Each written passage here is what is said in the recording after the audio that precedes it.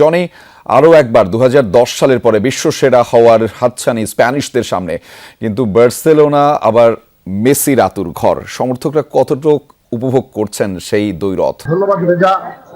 দীর্ঘ অপেক্ষার পর আজ বিশ্ববাসী ফুটবল বিশ্ব দেখবে স্পেন এবং আর্জেন্টিনার খেলা। স্বভাবতই দুইটি চ্যাম্পিয়ন দল, স্পেন হচ্ছে ইউরো চ্যাম্পিয়ন এবং আর্জেন্টিনা হচ্ছে বিশ্ব চ্যাম্পিয়ন।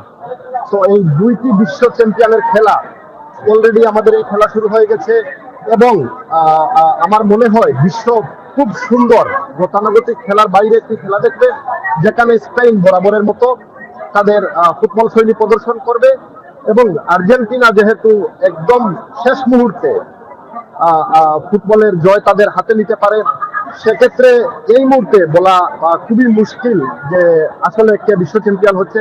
তবে আমি যেহেতু স্পেনে থাকি, একটি বিষয়, স্পেন যেহেতু ফুটবল প্রেমিক একটি দেশ, এক্ষেত্রে স্পেনের প্রতিটি জায়গায় গলিতে গলিতে বারে এবং যে বড়গুলো জায়ান্ট স্ক্রিন বসানো হয়েছে সেগুলাতেও অনেক লোক।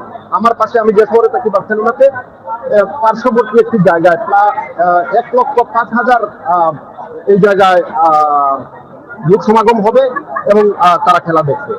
এবং স্পেনের দর্শক সহ আমাদের সকলের বিশ্বাস স্পেন এবার বিশ্ব চ্যাম্পিয়ন হবে। ধন্যবাদ। জনি, আপনার মাধ্যমে শুনছিলাম স্পেনের খবরাখবর। ধন্যবাদ আমাদের সাথে যুক্ত হওয়ার জন্য।